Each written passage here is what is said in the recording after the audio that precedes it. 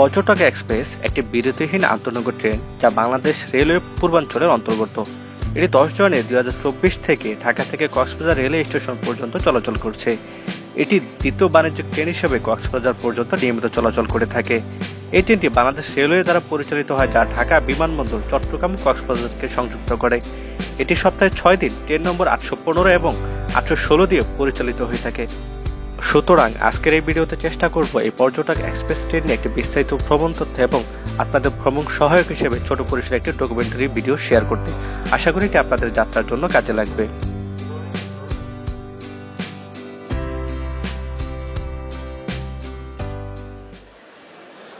আসসালামু আলাইকুম, সকলকে চট্টগ্রাম রেলওয়ে স্টেশন হতে স্বাগতম। আজকে আমরা মূলত জার্নি করতে যাচ্ছি চট্টগ্রাম থেকে ঢাকা পর্যন্ত কক্সবাজার এক্সপ্রেস ট্রেনে। এই ট্রেনে যাবতীয় তথ্য থাকবে আজকের এই পর্বে। এখন এই মুহূর্তে আমরা চলে আসছি কিন্তু চট্টগ্রাম রেলওয়ে স্টেশনে। এখানে কিন্তু কয়েকটি ট্রেনের শিডিউল দিয়ে দেওয়া হয়েছে। আমাদের ট্রেন আজকে আমরা জার্নি করতে যাচ্ছি পর্যটক এক্সপ্রেস ট্রেনে, যেটি কিনা কক্সবাজার থেকে ছেড়ে আসবে। এখানে এসে পৌঁছাবে রাত 11টা 15 মিনিটে। এখানে একটু দূর থেকে করছে বলে হয়তো বা লেখাগুলো বোঝা যাচ্ছে না। তারপরে কিন্তু তুলনা, তারপরে ঢাকা মেল, যেটা ঢাকা থেকে চট্টলা মেল হিসেবে চলে আসে, চট্টগ্রাম মেল। সেখান থেকে যেটা যায় সেটা হলো ঢাকা মেল। সেটা আসবে হলো 11টা 45-এ। তো এখন সিলেটের গামী উদয়ন এক্সপ্রেসও দেওয়া আছে, এখন কখন ছেড়ে যাবে সেটা কিন্তু এখানে দেওয়া হয়নি। চট্টগ্রাম রেলওয়ে স্টেশন কিন্তু একটা বিভাগীয় রেলওয়ে স্টেশন, যার কারণে কিন্তু একটা বিশাল বড় ব্যাপার স্যাপার কিন্তু এখানে সবসময় থাকে। এখানে ইন্টারন্যাশনাল কাউন্টার থেকে শুরু করে এখানে আপনার যত রকম ফ্যাসিলিটি আছে সব কিছু কিন্তু এখানে পেয়ে যাবেন। বাংলাদেশে কিন্তু কয়েকটি এরকম বিভাগীয় স্টেশন আছে, তার ভিতরে কিন্তু এই চট্টগ্রাম অন্যতম বড়। বর্তমানে সবকিছু আধুনিক হওয়াতে টিকিট ব্যবস্থা কিন্তু অনলাইনে করতে হয়। তো আমরা অনলাইনে টিকিট করেছিলাম। তো অনলাইনে টিকিট করতে কিন্তু আপনাদেরকে বাংলাদেশ রেলওয়ের যে নির্ধারিত অ্যাপস আছে সেখান থেকে আপনারা টিকিট করতে পারবেন। তো আমরা যেহেতু 27 তারিখ চট্টগ্রাম আসে, 28 তারিখ ব্যাক করার কারণে আমরা এখানে পর্যটক এক্সপ্রেস ট্রেনের টিকিটটা করি। তো পর্যটক এক্সপ্রেস ট্রেনের ভাড়া কিন্তু 450 টাকা করে চট্টগ্রাম থেকে ঢাকা পর্যন্ত। আমরা মূলত জার্নি করতে যাচ্ছি পর্যটক এক্সপ্রেস ট্রেনে। তো এটি কিন্তু আর একটু পরে অর্থাৎ 11টা 15 মিনিটে কিন্তু এই চট্টগ্রাম রেল স্টেশনে পৌঁছাবে। তো আজকে আমি কক্সবাজার থেকে ঘুরতেছিলাম, চট্টগ্রাম থেকে ঘুরতেছি। আজকে চেষ্টা করবো এই স্টেশনের সম্পর্কে একটু খবর অভিজ্ঞতা এবং এখান থেকে ঢাকা কীভাবে যাবেন এবং কত টাকা খরচ করবে তার একটি ননস্টপ জার্নির সুযোগ সুবিধা নিয়ে আপনাদের সম্পূর্ণ এখানে তুলে ধরার চেষ্টা করবো। আমি বারিক এক্সপ্রেস আনুমানিক 10টা 30 মিনিটে 5 নম্বর প্ল্যাটফর্মে এসে পৌঁছার পরে আশা করা হচ্ছে নিম্নগামী বারিক এক্সপ্রেস চট্টগ্রাম এসে পৌঁছার পর ঊর্ধ্বগামী উদয়ন এক্সপ্রেস হয়ে 5 নম্বর প্ল্যাটফর্ম থেকে ট্রেনের বসে চট্টগ্রাম ছেড়ে যাবে। ট্রেনগামী উদয়ন এক্সপ্রেস ট্রেনে যাত্রীগণকে 5 নম্বর প্ল্যাটফর্মের সামনে অবস্থান করার জন্য বিশেষভাবে অনুরোধ করা যাচ্ছে। এখন সামনে কিন্তু আমাদের তুলনা এক্সপ্রেস রয়েছে। তুলনা এক্সপ্রেসে আজকে আমরা জার্নি করতেছি না, এটি কিন্তু চট্টগ্রাম থেকে 11টা 30 মিনিটে ছেড়ে যাবে। তো আমাদের কিন্তু পর্যটক এক্সপ্রেস আসবে, যেটি কিনা কক্সবাজার থেকে চট্টগ্রাম রেলওয়ে স্টেশনে 11টার আগেই পৌঁছানোর কথা। তো এই ট্রেনটির আগেই কিন্তু পর্যটক এক্সপ্রেস ছেড়ে যাবে। এই মুহূর্তে কিন্তু চট্টগ্রাম রেলওয়ে স্টেশনে প্রবেশ করেছে সিলেট থেকে ছেড়ে আসা পাহাড়িকা এক্সপ্রেস। এই ট্রেনটি কিন্তু আর অল্প কিছুক্ষণের মধ্যে এখান থেকে ছেড়ে যাবে, যেহেতু সিলেট থেকে ছেড়ে আসছে। তো এটি এখন সিলেটের উদ্দেশ্যে উদয়ন এক্সপ্রেস হয়ে কিন্তু চট্টগ্রাম স্টেশন ত্যাগ করবে। চট্টগ্রাম কক্সবাজার রেলপথে 2000 কক্সবাজার অংশের নির্মাণ কাজ 2023 সালের সেপ্টেম্বরের মধ্যে শেষ করার পরিকল্পনা করা হয়। এই অংশের নির্মাণ কাজ শেষ হওয়ার পর বাংলাদেশ রেলপথে অন্তত 4টি ট্রেন চালানোর পরিকল্পনা করে, কিন্তু বিভিন্ন সমস্যার কারণে পরবর্তীতে কর্তৃপক্ষ এই রেলপথে একটি আন্তনগর ট্রেন চালানোর সিদ্ধান্ত নেয়। সেই হিসেবে 1 ডিসেম্বর 2023 সালে কক্সবাজারের প্রথম বাণিজ্যিক ট্রেন কক্সবাজার এক্সপ্রেস এই রুটে চালু হয়। তারপরে বিভিন্ন সমসাময়িকভাবে একটু সময়ের পর অবশেষে 2024 সালে 10 জানুয়ারি চালু হয় পর্যটক এক্সপ্রেস ট্রেন। এরপর থেকেই ঢাকা চট্টগ্রাম কক্সবাজার রুটের জন্য কক্সবাজারের পর পর্যটক এক্সপ্রেস ট্রেনটি এই রুটের সবচেয়ে গুরুত্বপূর্ণ ট্রেনগুলোর একটি হয়ে নিয়মিত চলাচল করে আসছে। এটাই হলো আজকে আমাদের ট্রেনের লোকোমোটিভ। এই কক্সবাজার পর্যটক এক্সপ্রেস ট্রেনটি কিন্তু মূলত এই 3000 সিরিজের লোকই ব্যবহার করা হয়, যা কিনা এই ট্রেনের আধুনিকায়নের ক্ষেত্রে অনেক গুরুত্বপূর্ণ একটি ভূমিকা পালন করে থাকে এবং চলাচলে আরও বেশি স্বাচ্ছন্দ্য প্রদান করে থাকে। এবং এই ট্রেনের সাথে কিন্তু যুক্ত রয়েছে বর্তমান সদ্য আমদানিকৃত সেই দক্ষিণ কোরিয়ার যে কোচ, সেটি কিন্তু এখানে যুক্ত রয়েছে, যা কিনা খুব কমফোর্টেবল অন্যান্য ট্রেনের তুলনায়।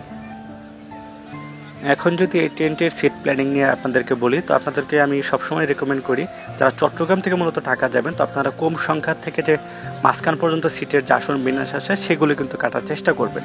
আর কক্সবাজার গেলে কিন্তু এটা কিন্তু কোচের ইঞ্জিন পরিবর্তন হয়, সেই হিসেবে কিন্তু একটু এদিক সেদিক হতে পারে, তো আপনারা কম সংখ্যাগুলো চয়েস করবেন। তো এখন ঘড়িতে কিন্তু সময় বেজে 11টা 11 মিনিট, আর 4 মিনিট পরে কিন্তু আমাদের ট্রেনটি স্টেশন ত্যাগ করবে। এই ট্রেনটি কিন্তু নিয়মিত রাইট টাইমেই কিন্তু এখানে ছেড়ে যায়। তো সব কিছু ঠিকঠাক থাকলে 11টা 15 মিনিটে ছেড়ে গেলে আমরা কিন্তু ভোর বা সকাল 4টার ভিতরেই কিন্তু আমরা ঢাকাতে পৌঁছে যাব। 4টা 15 কিন্তু টাইম দেওয়া আছে, আশা করি তার নির্ধারিত সময় আমরা পৌঁছে যাব। আর বিপরীত পাশে আপনাদেরকে যে বলেছিলাম যে সিলেট থেকে সেরে আসে কিন্তু যে পাহাড়িকা এক্সপ্রেস, সেই ট্রেনটি কিন্তু এখানে দাঁড়িয়ে আছে। এই ট্রেনটি নিয়ে আমার একটি ভিডিও করার চেষ্টা আছে, তো সিলেট রোডে আপনারা আশা করি এই ট্রেনটির ভিডিও আপনারা খুব শীঘ্রই আমার এই চ্যানেলে দেখতে পারবেন। পর্যটক এক্সপ্রেস বা কক্সবাজার এক্সপ্রেস এবং আপনাদেরকে যে সোনার বাংলা, সুবর্ণ, তুলনা যে ট্রেনগুলো দেখিয়েছে সবগুলো কিন্তু কোচ কিন্তু একই রকম। সেই আধুনিক দক্ষিণ কোরিয়ার যে কোচ যেটা আছে সেটাই কিন্তু ব্যবহার করা হয়েছে। দরজাগুলো কিন্তু সব সবাই মতো মানে অটোমেটিক দরজা, এখানে ম্যানুয়াল পদ্ধতিতে খোলার সিস্টেম নাই, তো অটোমেটিক হিসেবে অফ অন করা হয়। তো মানুষের সুবিধার্থে কিন্তু এটা এখন হাতেও অন অফ করা হয়।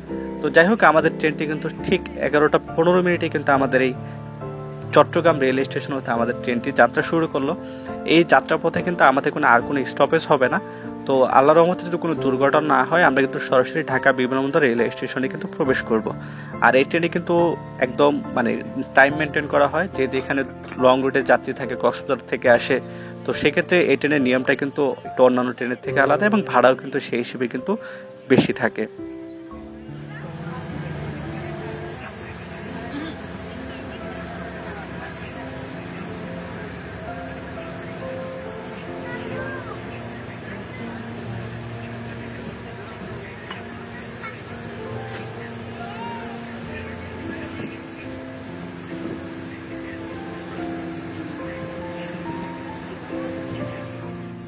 এই ট্রেনে যদি সামনে লেগ স্পেস নিয়ে বলি, মোটামুটি ভালো, কমফোর্টলি আপনারা কিন্তু পা রাখতে পারবেন। সামনে কিন্তু খাবার রাখার জন্য এখানে নেটের ব্যবস্থা আছে, কিন্তু এখানে কিন্তু সামনে ছোট টেবিলে কিন্তু ব্যবস্থা নেই, যেটা এসিতে কিন্তু আছে। তো মোটামুটি কমফোর্ট, আপনার মানে কমফোর্ট ফিল দিবে, ওরকম যাত্রা কিন্তু সমস্যা হবে না।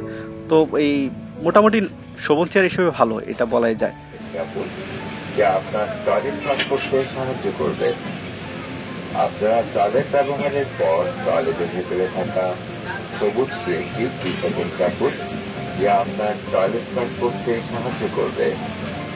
যে সকল যাত্রীবৃন্দ নন এসি কোচে ভ্রমণ করছেন, আপনাদের মনোযোগ আকর্ষণ করছি, লক্ষ্য করুন। আপনারা অনুগ্রহ করে জানালার পাশে মোবাইল, ব্যাগ ও জরুরি জিনিসপত্র রাখা থেকে বিরত থাকুন। ভ্রমণরত অবস্থায় যতটা সম্ভব জানালার শাটার, জানালার গ্লাস বন্ধ রাখুন। আপনাদের অবহেলার কারণে কোনো প্রকার অনাকাঙ্ক্ষিত দুর্ঘটনা ঘটলে রেলওয়ে কর্তৃপক্ষ দায়ী থাকবেন না। ট্রেনে ধূমপান করবেন না, ধূমপান আইনত দণ্ডনীয় অপরাধ। কোনো ব্যক্তিকে ট্রেনে ধূমপানরত অবস্থায় পাওয়া গেলে তার বিরুদ্ধে কঠোর আইনি ব্যবস্থা সহ জরিমানা আদায় করা হবে। সম্মানিত যাত্রীবৃন্দ, ট্রেনের দরজায় স্পর্শ করবেন না, ট্রেনের দরজা খুলে কেউ দাঁড়াবেন না। কক্সবাজার বা পর্যটক এক্সপ্রেস ট্রেন এইগুলোতে কিন্তু সবচেয়ে বড় সুবিধা হলো এখানে কিন্তু স্টার্টিং যাত্রী খুব বেশি থাকে না, এবং এখানে কিন্তু খুব মানে ভালোভাবে কিন্তু করা চেকিং হয়। তো আমাদের কিন্তু মোটামুটি খুব ভালোভাবে এখানে চেকিং করেছে, এবং যারা টিকিট করে না তাদের কিন্তু জরিমানাও কিন্তু করা হয়েছে। তো সেই হিসেবে কিন্তু এই ট্রেনে কিন্তু আপনাদের অন্যান্য ট্রেনের তুলনায় একটা আধুনিক একটা ফিল পাবেন, যা কিনা প্রেফার করি। আর দুঃখের ব্যাপার হলো, যেহেতু আমরা রাতে জার্নি করতেছি, তো ওইভাবে আপনাদের বাইরের দৃশ্যগুলো দেখাতে পারবো না, এবং আপনারাও জানেন যে রাতের দৃশ্যতে কিন্তু আসলে ওরকমভাবে কিছু দেখানোর থাকে না। তারপরেও যদি এটা নন স্টপ ট্রেন হয়ে থাকে তো কিছু করার থাকে না। এই মুহূর্তে আমরা চলে আসছি লাকসাম রেলওয়ে স্টেশনে। এই স্টেশনে মূলত কিন্তু ওরকম যাত্রা বিরতি হওয়ার কথা ছিল না, হয়তো কিছু একটা টেকনিক্যাল প্রবলেমের কারণে কিন্তু আমাদের ট্রেনটি দাঁড়িয়ে যায়। তো এখানে খুব বেশি সময় কিন্তু অপেক্ষা করে না। তো এখানে মোটামুটি এই সুযোগে কিন্তু অনেক যাত্রী কিন্তু নেমে একটু রেস্ট করতেছিল। তো এরপরে কিন্তু আমাদের ট্রেনটি 5 মিনিট পরেই কিন্তু স্টেশন ছেড়ে আবারও যাত্রা শুরু করে।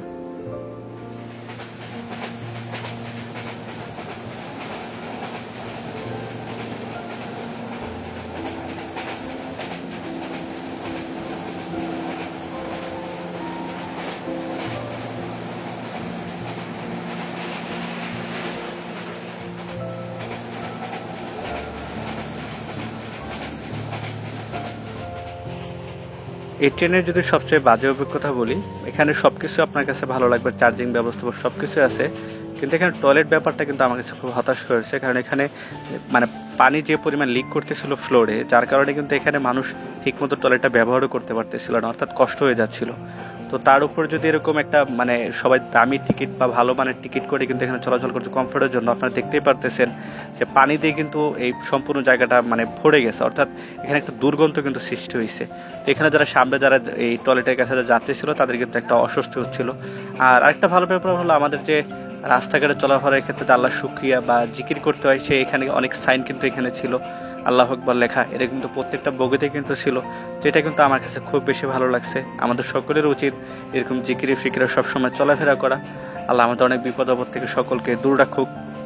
তো তারপর এই যে আপনাদেরকে যেটা বলতেছিলাম, যে এই যে দেখেন পানিগুলো চলে গেছে একদম কিন্তু সোজা মানে মাঝখান পর্যন্ত, এখানে কিন্তু একটা কিন্তু দুর্গন্ধ অবস্থা কিন্তু তৈরি হয়েছে। এই হিসেবে কিন্তু একটু হতাশ। তো আমি মনে করি এই ব্যবস্থাটা যাতে এরকম যাতে না হয়, এটা মোটামুটি সেই উদ্যোগ যাতে এই ট্রেনের থাকে।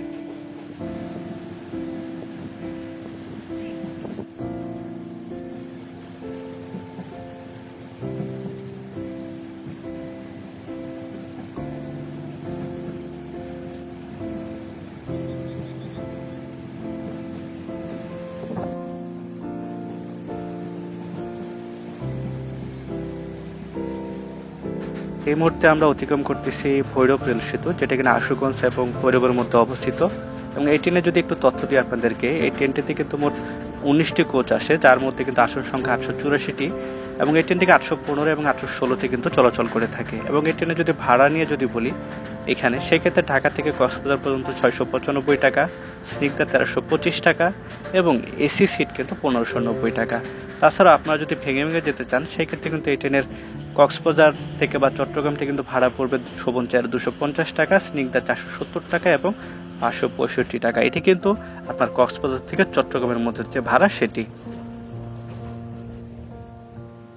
রাত 3:40 দিকে আমরা চলে আসছি কিন্তু অলরেডি টঙ্গী জংশন স্টেশনে, অর্থাৎ আমরা ঢাকার ভিতরে কিন্তু প্রবেশ করতেছি।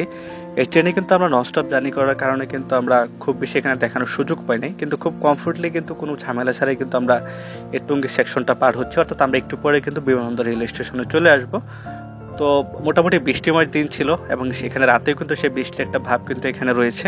তো যাই হোক, সব মিলে ভালো একটা জার্নি ছিল। তো আমরা কিন্তু 3:50 দিকে আমরা কিন্তু নেমে গেলাম আমাদের সেই কাঙ্ক্ষিত স্টেশন ঢাকা বিমানবন্দর রেল স্টেশনে। তো আমাদের ইচ্ছা ছিল ঢাকা রেল স্টেশন পর্যন্ত যাওয়ার, কিন্তু যেহেতু রাত অনেক, তো আমরা চেষ্টা করলাম যে আমাদের একটু যাত্রা সুবিধার্থে ঢাকা বিমানবন্দরে আমরা নেমে যাব। এরপরে আসলে দেখানো কিছু থাকে না, আপনারা জানেন যথারীতি ঢাকা স্টেশন পর্যন্ত কিন্তু এই ট্রেন স্টপেজ। তো এখান থেকে 10-15 মিনিট লাগবে আর কি সর্বোচ্চ যেতে। তো এখানে ট্রেনটি কিন্তু 5 মিনিটের মধ্যে একটা যাত্রা বিরতি কিন্তু এখানে দিয়েছিল, তারপর কিন্তু এই ট্রেনটি ছেড়ে চলে যায়। তো এই ট্রেনটি কিন্তু আবার সকালবেলা 6:15 কিন্তু আবার ঢাকা থেকে ছেড়ে আসবে, যেটি কিনা কক্সবাজার উদ্দেশ্যে ছেড়ে যাবে। তো যাই হোক, এই ছিল এটার ভিডিও। তো আশা করি এটি একটি তথ্যবহুল ভিডিও ছিল আপনাদের একটা অভিজ্ঞতা দেওয়ার জন্য। এবং যেহেতু ননস্টপ ট্রেন, সেই হিসেবে তেমন কিছু দেখানো থাকে না, সেই বিশেষ করে যদি যাত্রাটা রাতে হয়। তো আশা করি এই ভিডিওটি আপনাদের কাজে লাগবে, এবং যে কোনো তথ্য যদি আপনারা জানতে চান আমাকে অবশ্যই ইনবক্স করবেন বা কমেন্ট করবেন, আমি আপনাদেরকে সেই তথ্য দিয়ে সহযোগিতা করার চেষ্টা করব। তো সবাই ভালো থাকবেন, দেখা হবে নতুন কোনো ভিডিওতে। আল্লাহ হাফেজ।